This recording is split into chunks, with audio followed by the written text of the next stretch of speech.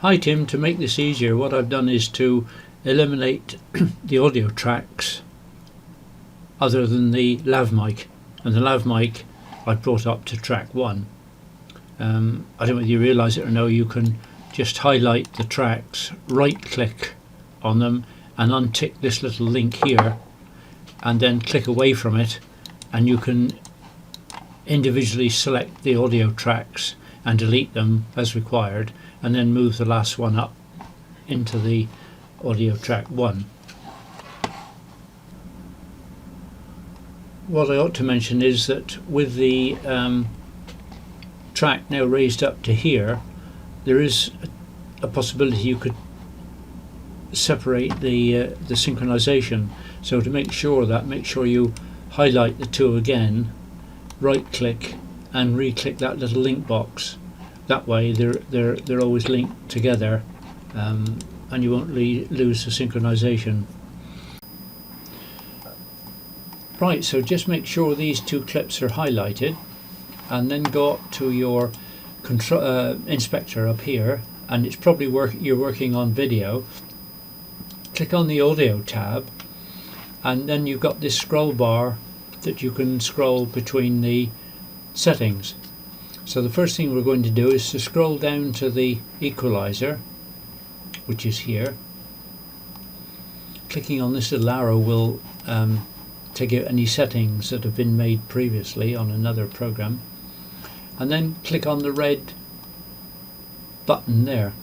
Just one left click turns it red, and then scroll to make sure you can see the whole settings.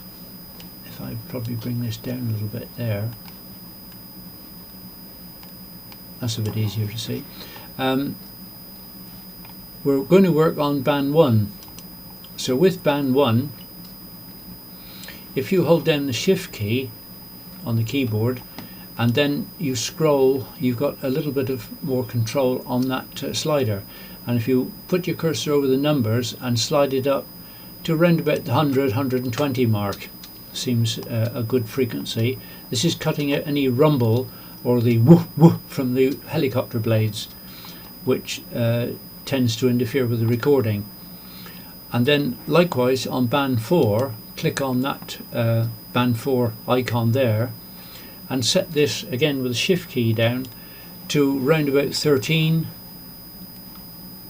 somewhere around that mark, and that cuts out any hiss or wind, high-end wind noise from the microphone. And down here on this control again on the timeline, I don't really aware of it, on the slider control, if you put it to where you want to loop the control by switching on this loop icon, when it turns red it's switched on, you can set an in and out point so that it will just loop between these instead of, say, replaying the whole hour's recording or whatever you might have on the timeline. So with that roughly selected there, if I press the I key on the keyboard, it'll set the in point. If I put it here and press the O key, it'll set the out point, and it'll loop between those two settings. We now go back to the inspector and scroll to find the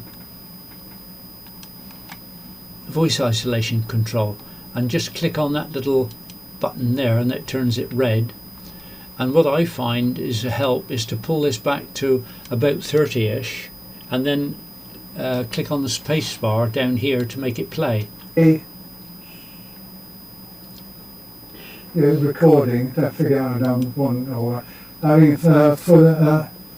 this is a, you can see it even at 30 it's taking out almost all the helicopter noise. If you just tweak that up a fraction, and then you can either let it loop.